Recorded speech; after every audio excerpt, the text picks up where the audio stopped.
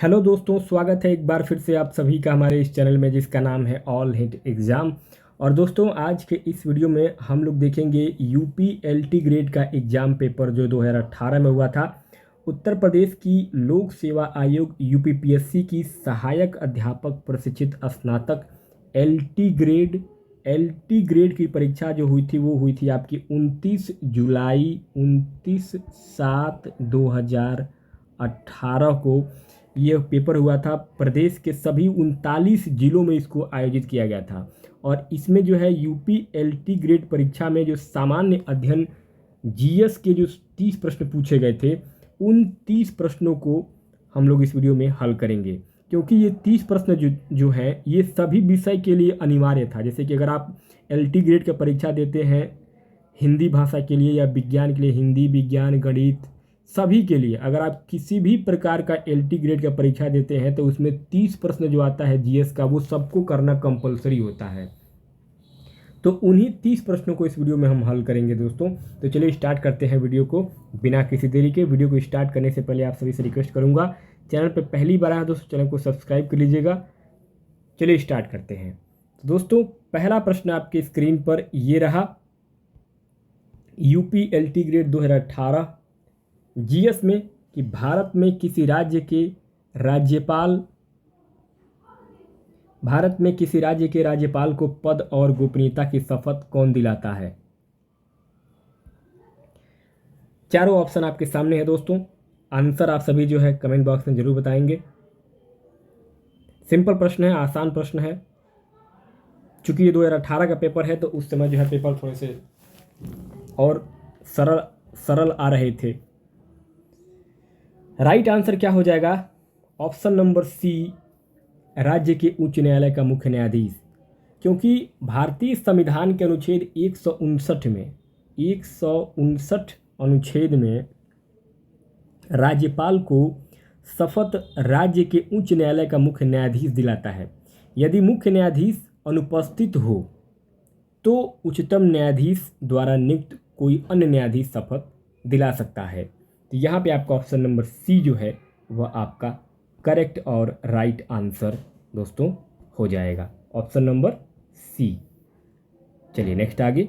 जो भी क्वेश्चन हम लोग करेंगे पूरा विस्तृत व्याख्यात्मक हल के साथ करेंगे दोस्तों। तो इसके लिए आप लोग लाइक जरूर करें, अपने दोस्तों को शेयर जरूर करिएगा। चलिए, सेकंड क्वेश्चन पूछा गया था कि हमारे संविधान के किस भाग में पंचायती राज के 3 सोपान की व्यवस्था का विवेचना किया गया था? ए, बी, सी, डी चारों ऑप्शन आपके सामने है। राइट आंसर हो जाएगा ऑप्शन नंबर ए, भाग 9।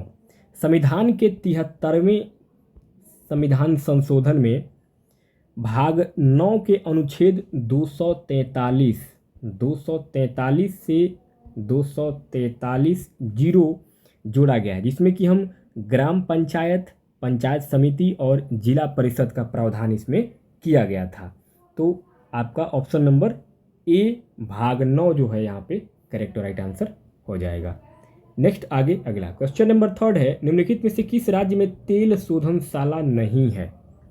किस राज्य में तेल शोधनशाला नहीं है दोस्तों? तो भाई जहाँ तक जामनगर में, गुजरात में तो बहुत सारे तेल के खदान हैं। केरल में भी है। पश्चिम बंगाल के हल्दिया में जो है रिफाइनरी ऑयल है। छत्तीसगढ़ में यहाँ पे जो है राइट आंसर क्या हो जाएगा? ऑप्शन नंबर सी, छत्तीसगढ़, क्योंकि नहीं पूछा गया था। तो यहाँ जो है गुजरात के जामनगर में बहुत सारा तेल शोधनशाला है। केरल में जो है कोच्चि में बहुत सारा तेल का शोधनशाला है। पश्चिम बंगाल में हल्दिया में रिफाइनरी फैक्ट्री है। लेकिन छत्तीसगढ़ में कोई भी जो है तेल शोधनशाला नहीं है, तो यहाँ नहीं पूछा गया। तो ऑप्शन नंबर सी आपका करेक्ट हो जाएगा। नेक्स्ट आगे अगला चौथा प्रश्न है, निम्नलिखित में से कौन सी नदी ऑस्ट्रेलिया में नहीं बहती है?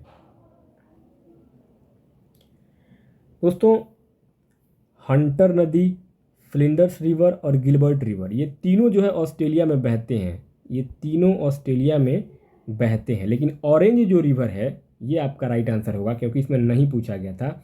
ऑरेंज रिवर जो है ये आपका ऑस्ट्रेलिया में नहीं बल्कि साउथ अफ्रीका में बहता है। कहाँ बहता है? साउथ अफ्रीका में, यानी कि दक्षिण अफ्रीका में ये नदी बहती है। तो ऑप्शन नंबर आपका सी यहाँ पे करेक्ट हो जाएगा। नेक्स्ट आगे अगला पांचवा प्रश्न है, निम्नलिखित में से किस राज्य में 2011 की जनगणना में जनसंख्या का आधार है, ये जनसंख्या का आधार जो है वो एक तरीके से कमी हुआ था, इसमें जनसंख्या के आधार में कमी हुई थी। तो ये 2011 की जनगणना, मतलब इसमें थोड़ा सा क्वेश्चन में टाइपिंग मिस्टेक हुआ है, जनसंख्या का ह्रास हुआ था, यानी कि जनसंख्या की कमी हुई थी। तो 2011 की जनगणना में जनसंख्या किसमें अभिलिखित हुआ है, तो यहाँ दोस्तों अगर बात करेंगे तो यहाँ नागालैंड में ये जनसंख्या की कमी हुई थी, क्योंकि नागालैंड ही 2011 की जनगणना में एकमात्र ऐसा राज्य था जिसकी जनसंख्या में कमी हुई थी। क्योंकि 2001 में जब जनगणना हुआ था तो उस समय नागालैंड की जनसंख्या थी 19.88 लाख लोग वहाँ पे थे। उसके बाद से 2011 में जब जनगणना हुआ तो वहाँ पे जो है 19.78 लाख लोग जो है, यानी कि लगभग आपके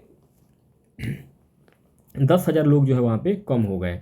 तो ये जो है 10,000 लोगों का कमी में वहाँ पे हुआ था, तो नागालैंड में ही हुआ था। ऑप्शन नंबर सी आपको वहाँ पे लगभग उसके 0.5% अगर देखा जाएगा तो यह कमी जो है 0.5% हुई थी। इसके पीछे जो कारण क्या बताया गया था, इसके पीछे ये बताया गया था कि जनगणना के दौरान जो कुछ त्रुटियां हैं और कुछ आंतरिक लोग वहाँ से पलायन किए थे और कुछ प्रवासन भी किए थे, तो इस वजह से वहाँ पे जनसंख्या कम हुई थी। तो ऑप्शन नंबर आपका सी यहाँ पे नागालैंड करेक्ट हो जाएगा।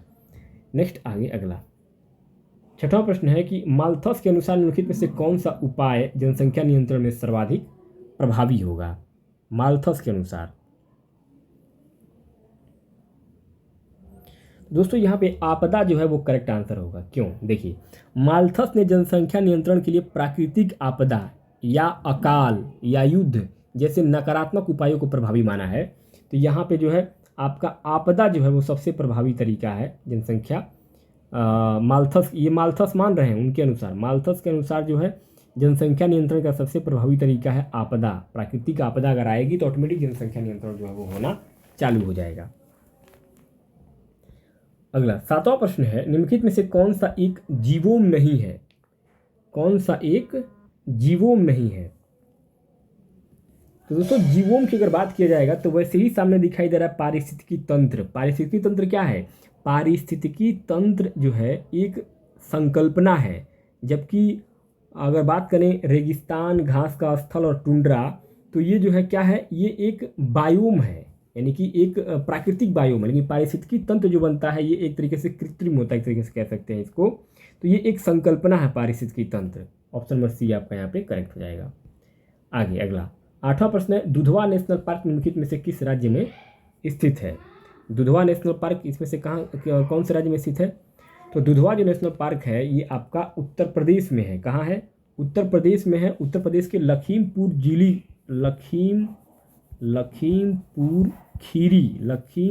खीरी जो है यूपी का एक ज़िला है, यहीं पे जो है दुधवा नेशनल पार्क जो है वो स्थित है। और यहाँ जो है वो सबसे ज़्यादा जो है यहाँ पे बाघों का संरक्षण प्राप्त है, मतलब बाघ जो है यहाँ पे बाघों का संरक्षित क्षेत्र भी है लखीमपुर खीरी उत्तर प्रदेश। तो यहीं पे आपका दुधवा नेशनल पार्क है। आगे अगला है 9 नंबर पे, राष्ट्रीय परिवार स्वास्थ्य सर्वेक्षण के चतुर्थ चक्र के अनुसार वर्तमान में TFR का कुल प्रजनन दर बच्चे प्रति महिला कितना होगा। तो राष्ट्रीय परिवार स्वास्थ्य सर्वेक्षण के चौथे फेज में कुल प्रजनन दर जो था वह कितना था, तो वह था आपका 2.2%, यानी कि NFHS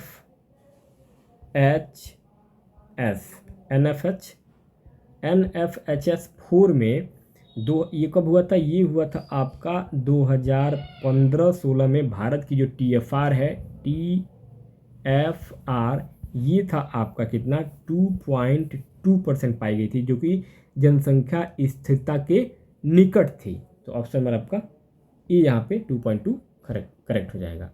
आगे 10वां प्रश्न है, निम्नलिखित जनगणना वर्षों में से किसे भारत में महाविभाजन का वर्ष के रूप में जाना जाता है। किस जनगणना वर्ष को भारत में महाविभाजन का वर्ष माना जाता है दोस्तों, तो 1951 को माना जाता है। 1951 की जनगणना भारत की पहली जनगणना थी जो विभाजन, यानी कि जो विभाजन कब हुआ था, विभाजन हुआ था 1947 में भारत और पाकिस्तान का, और उस विभाजन के बाद पहली बार 1951 में जनगणना हुआ था। तो उसको जो 1951 के जनगणना को महाविभाजन का वर्ष माना जाता है। अगला प्रश्न है SRI विधि संबंधित है। SRI विधि जो है वो किससे संबंधित है दोस्तों? तो इसको बोलते हैं system of rice intensification. SRI इसका फुल फॉर्म होता है सिस्टम ऑफ राइस इंटेंसिफिकेशन, यानी कि धान की उपज, ऑप्शन नंबर डी यहाँ पे करेक्ट हो जाएगा। ये जो है धान की उपज बढ़ाने की एक विधि होती है जिसमें कि जल प्रबंधन और पौधों के बीच दूरी पर जोर दिया जाता है, यानी कि कितनी दूरी पर कितने पौधे लगाए जाएंगे उस पर जोर दिया जाता है SRI पद्धति में। तो ऑप्शन नंबर डी आपका धान यहाँ पे करेक्ट हो जाएगा। अगला प्रश्न है 12वां, निम्नलिखित में से कौन सा युग्म सही सुमेलित नहीं है, अर्थात कौन सा जो युग्म जो है वो गलत सुमेलित हुआ है। तो दोस्तों यहाँ जो है मूंगफली फली छेदक सही है, धान का बंका ये भी सही है, मक्का तना छेदक होता है, चना जो पुष्प छेदक है ये आपका यहाँ पे राइट आंसर हो जाए, क्योंकि चना जो है पुष्प छेदक नहीं होता है। चने का प्रमुख जो है वो कीट फली छेदक होते हैं। क्या होते हैं? फली छेदक होते हैं, फली छेदक होते हैं, पुष्प छेदक नहीं होते हैं। तो यही आपका यहाँ पे करेक्ट आंसर हो जाएगा, ऑप्शन नंबर बी। नेक्स्ट दोस्तों आगे अगला 13वां प्रश्न है कि मक्का आलू मूंग के फसल, मक्का आलू मूंग के फसल चक्र की सघनता है कितनी होती है इसकी सघनता? तो एक वर्ष में अगर देखा जाए तो 3 फसल लेने पर 300%, एक वर्ष में 3 फसलें लेने पर फसल चक्र की जो सघनता होती है वो 300% होती है, इसलिए आपका ऑप्शन नंबर डी यहाँ पे 300% करेक्ट हो जाएगा। नेक्स्ट दोस्तों आगे अगला 14वां प्रश्न है, निम्नलिखित में से कौन सा युग्म सही सुमेलित नहीं हुआ है, अर्थात गलत जोड़ा का मिलान हुआ है। तो यहाँ दोस्तों अगर बात करेंगे तो सरसों जो है ये क्या है, सरसों का जो है वरदान ये सही है, अलसी का चमत्कार, चना का उदय ये प्रकार है। लेकिन अगर बात किया जाएगा कि कौन सी फसल की कौन सी, देखिए ये फसल है, ये आपका फसल है और ये उसकी प्रजाति है, तो कौन से फसल की कौन सी प्रजाति पूछा गया है इसमें। तो यहाँ पे जो है आपका कौशल जो है, कौशल ये मूंगफली का कोई किस्म नहीं है। बाकी सरसों जो है वरदान किस्म का आता है, अलसी चमत्कार किस्म का आता है, चना उदय किस्म, लेकिन मूंगफली का जो है कौशल एक प्रजाति नहीं होती है। तो यही आपका ऑप्शन नंबर ए यहाँ पे करेक्ट हो जाएगा, क्योंकि इसमें नहीं पूछा गया था। आगे 15वां प्रश्न है, निम्नलिखित में से किस रोग का प्रतिजैविक द्वारा निदान नहीं किया जा सकता है? किस रोग का प्रतिजैविक यानी कि एंटीबायोटिक से इलाज नहीं किया जा सकता है दोस्तों? तो खसरा एक ऐसा बीमारी है, खसरा एक वायरल बीमारी होती है, एक वायरस के द्वारा फैलता है खसरा, और ये जो है एंटीबायोटिक यानी कि केवल जीवाणु रोगों पर प्रभावी होते हैं। तो खसरा जो है ये आपका एंटीबायोटिक से इसका इलाज नहीं होता है। नेक्स्ट आगे अगला 16वां प्रश्न है, निम्नलिखित युग्मों में से कौन सा युग्म सही सुमेलित नहीं हुआ है? तो यहाँ दोस्तों अगर बात करेंगे तो कंप्यूटर का चार्ल्स बैबेज बिल्कुल सही है, बैरोमीटर ई टैरिसेली, डायनेमो माइकल फैराडे, रेडियो का जो है ये आपका राइट आंसर होगा, क्योंकि इसमें नहीं पूछा गया है। तो रेडियो जो है वो कार्ल बेंज ने नहीं, कार्ल बेंज ने क्या बनाई थी? कार्ल बेंज ने मोटर बाइक बनाया था। क्या बनाया था? मोटर कार बनाए थे, मोटर कार का जो निर्माण है वो कार्ल बेंज ने किया था। रेडियो जो है वो किसने किया था? मार्कोनी ने किया था। किसने किया था?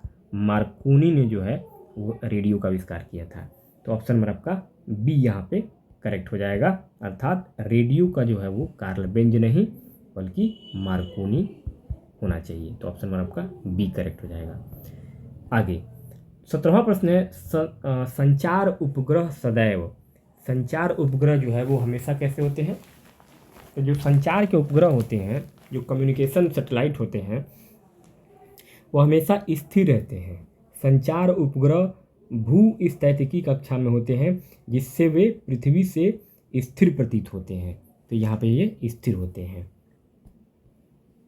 आगे अगला क्वेश्चन 18 नंबर पे, निम्नलिखित पदार्थों में से किसकी चालकता तापक्रम के साथ बढ़ती है? तापक्रम के साथ बढ़ती है वो कौन सा पदार्थ है? Germanium, option number B. Germanium जो है वो अर्धचालक होता है और इसकी चालकता जो है जैसे जैसे तापमान बढ़ती है वैसे वैसे इसकी चालकता जो है वो बढ़ती जाती है। तो तापक्रम के हिसाब से जर्मेनियम की चालकता जो है वो बढ़ती जाती है। अगला क्वेश्चन है 19 नंबर पे, 2√3 सेंटीमीटर भुजा वाले सम खडभुज भुजा का क्षेत्रफल क्या होगा? तो दोस्तों अगर इसको आप हल करेंगे तो 18√3 सेंटीमीटर स्क्वायर आपका जो है वो राइट आंसर आ जाएगा। जैसे कि अगर आप इसको देखेंगे इसको अगर आप हल करेंगे 2√3 सेंटीमीटर जो दिया हुआ है, तो यहाँ पे जो है देखिए अगर आप इसको हल करते हैं तो ये कितना हो जाएगा, 2 3 6, 2√3/4 गुणे भुजा का स्क्वायर, CM स्क्वायर दिया हुआ है तो गुणे भुजा का स्क्वायर हो जाएगा।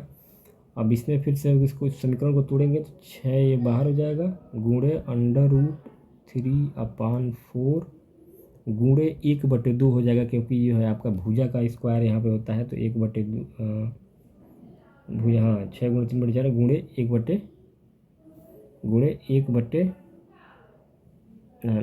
गुणे आपका 12 हो जाएगा। यहाँ पे गुणे 12, 6 दूनी 12 जाएगा 12।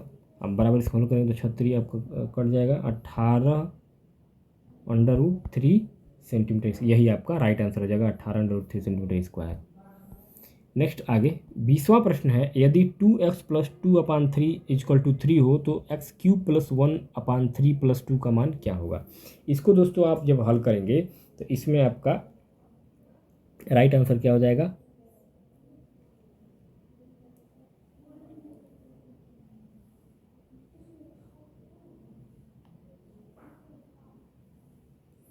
लगभग जो है इसका मान आएगा आपका 3/8 जब आप इसको हल करेंगे तो। बाकी इसको बेसिक में हल कर दूंगा। देखिए अगर इसको 21वां प्रश्न है क्या कर रहा है। बाकी देखिए 20वां प्रश्न इसको जो न्यूमेरिकल है इसको हल किया जाएगा तो थोड़ा सा, बाकी मैं इसका आंसर देखिए आपको अगर कहेंगे तो हल करके मैं बता दूंगा। इसका आंसर जो है वो आपका इसका आंसर आपका 3/8 होगा। ठीक है। 21वां है, यदि द्विघाती समीकरण 2x² + px + 4 = 0 का एक मूल 2 है तो इसका दूसरा मूल क्या होगा? तो इसका दूसरा मूल दोस्तों अगर इसको हल करेंगे तो इसका दूसरा मूल जो है वह आपका क्या होगा? +1 होगा। ऑप्शन नंबर आपका सी करेक्ट हो जाएगा। देखिए यदि यहाँ पे दिया हुआ है 2x² + px का +4 बराबर है तो एक मूल बराबर कितना दिया हुआ है? एक मूल बराबर 2 दिया हुआ है। तो अब इसको अगर समीकरण के हिसाब से अगर हल करेंगे तो देखिए 2 अपान जहाँ x दिया हुआ है वहाँ हम 2 लिखेंगे, क्योंकि यहाँ मूल 2 दिया हुआ है तो 2 पे स्क्वायर 2 हो जाएगा, प्लस p2 + 4 = 0। तो क्या हो जाएगा? 2 दूनी 4, ये कितना हो जाएगा? 8 + 2p + 4 = 0। तो कितना हो जाएगा? ये प्लस है तो इधर आएगा तो माइनस हो जाएगा, तो कितना हो जाएगा? -12 = p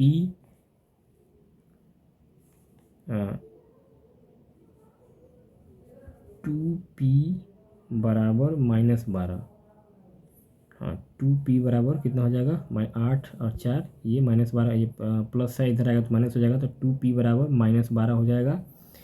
तो p बराबर क्या हो जाएगा? p बराबर 6 दूनी 12 -6 हो जाएगा। अब यहाँ समीकरण जब हम हल करेंगे तो यहाँ दिया हुआ है 2x² + px = 4। तो इसको जब हल करेंगे तो x बराबर क्या हो जाएगा? 6 प्लस माइनस अंडर रूट आएगा 36 माइनस 32 बटे में आ जाएगा आपका 4। तो इसको जब हम अंडर रूट से निकालेंगे तो 6 प्लस माइनस 2/4 बराबर क्या हो जाएगा, x बराबर 2 कम 2 2 दूनी 4, 2 कम 2 2 3 6, तो 2 और 1, यानी कि x का मान क्या हो जाएगा +1। तो यही आपका +1 यहाँ पे सी करेक्ट हो जाएगा। नेक्स्ट आगे अगला 22वां प्रश्न है। 22वां प्रश्न है, मई 2018 में किस राज्य में सैन्य अभ्यास विजय प्रहार संपन्न हुआ था? तो ये हुआ था दोस्तों आपका राजस्थान में। विजय प्रहार भारतीय सेना का एक युद्ध अभ्यास था जो राजस्थान के महाजन फील्ड में हुआ था। कहाँ हुआ था? राजस्थान का एक महाजन फील्ड फायरिंग रेंज में जो है ये मई 2018 में इसका आयोजन किया गया था। और इसका मुख्य उद्देश्य था युद्ध की तैयारियों को परखना, जांच करना कि हमारी तैयारी कैसी है। अगला 23वां प्रश्न है कि राष्ट्रमंडल खेल 2018 में बैडमिंटन का महिला एकल खिताब किसने जीता था? तो राष्ट्रमंडल खेल 2018 में बैडमिंटन का महिला एकल खिताब जो है वो साइना नेहवाल ने जीता था। इसमें जो है ये हुआ था आपका गोल्ड कोस्ट ऑस्ट्रेलिया में हुआ था 2018 में कॉमनवेल्थ गेम। इसमें साइना नेहवाल ने महिला एकल बैडमिंटन स्पर्धा में पीवी सिंधु को हरा करके ये स्वर्ण पदक जीता था, गोल्ड जीता था, स्वर्ण पदक साइना नेहवाल। आगे 24वां प्रश्न है कि विश्व प्रेस स्वतंत्रता सूचकांक 2018 में भारत का स्थान क्या रहा है? तो ये 138वां स्थान रहा है दोस्तों। रिपोर्ट्स इसका कौन जारी करता है? इसका रिपोर्ट जारी करता है आपका RSF, reports without borders. Reports without borders के द्वारा अगर देखेंगे तो इसके द्वारा प्रकाशित विश्व प्रेस स्वतंत्रता सूचकांक 2018 में भारत का स्थान 138वां था। यह प्रेस की स्वतंत्रता की स्थिति को दर्शाता है कि मतलब प्रेस को कितनी आज़ादी भारत में दी गई है। नेक्स्ट आगे अगला 25वां प्रश्न है, निम्नलिखित में से किस ग्रंथ में कहा गया है कि वह जो संस्कृत भाषा शुद्ध नहीं बोल सकते थे उन्हें मलेच्छ कहा जाता था? तो यह दोस्तों कहा गया था आपका शतपथ ब्राह्मण में। शतपथ ब्राह्मण एक वैदिक ग्रंथ है जिसमें कि सामाजिक और भाषाई विभाजनों का वर्णन किया गया है। इसमें उल्लेख किया गया है कि जो शुद्ध रूप से संस्कृत नहीं बोलते थे उन्हें मलेच्छ कहा जाता था। तो संस्कृत जानना अनिवार्य था। आगे 26वां प्रश्न है, सूची 1 को सूची 2 से सुमेलित करिए तथा सूचियों के नीचे दिए गए कूट का प्रयोग करके सही उत्तर को पहचानिए। इसमें सूची दिया गया है, सूची 1 में राजा है, सूची 2 में उनकी पत्नियां हैं। तो अगर देखेंगे राजा और उनकी पत्नियों का सही सुमेलन तो यहाँ पे आपका 3 1 2 4 चंद्रगुप्त प्रथम की जो है वह पत्नी थी कुमार देवी। समुद्रगुप्त की पत्नी थी, चंद्रगुप्त की पत्नी थी कुमार देवी। समुद्रगुप्त की पत्नी थी दत्ता देवी। चंद्रगुप्त द्वितीय की पत्नी थी कुबेर नागा और कुमारगुप्त प्रथम की पत्नी थी अनंत देवी। तो ये आपका जो मिलान है ऑप्शन नंबर सी यहाँ पे करेक्ट हो जाएगा। चलिए नेक्स्ट आगे अगला 27वां प्रश्न है कि अर्थशास्त्र की पुस्तक के संदर्भ में निम्नलिखित में से कौन सा कथन सही है? पहला है, क्या भारतीय राज्य शासन के संबंध में उपलब्ध प्राचीनतम और उत्कृष्ट रचना है? दूसरा, इस पुस्तक में मौर्य साम्राज्य तथा शासन तंत्र का कोई उल्लेख नहीं मिलता है। तो इसमें जो है वो कौन सा कथन आपका जो है वो सही होगा दोस्तों? तो यहाँ अर्थशास्त्र की पुस्तक के बारे में अगर बात किया गया है तो यहाँ पे आपका ऑप्शन नंबर केवल ए सही होगा।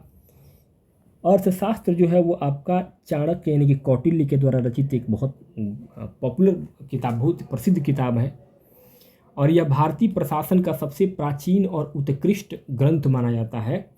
अर्थशास्त्र चाणक्य जी के द्वारा जो लिखा गया था, इसमें जो है कहीं मौर्य साम्राज्य या उसके शासन का कोई उल्लेख नहीं मिलता है। तो 2 जो है वो बिल्कुल गलत हो जाएगा, केवल 1 जो है यहाँ पे आपका राइट आंसर हो जाएगा।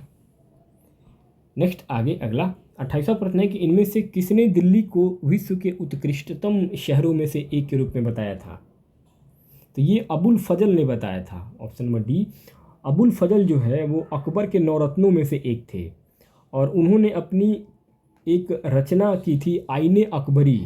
आईने अकबरी में दिल्ली की प्रशंसा जमकर किया था उन्होंने, और उसे उन्होंने दिल्ली को उत्कृष्ट नगरों में से एक बताया था अपने समय में।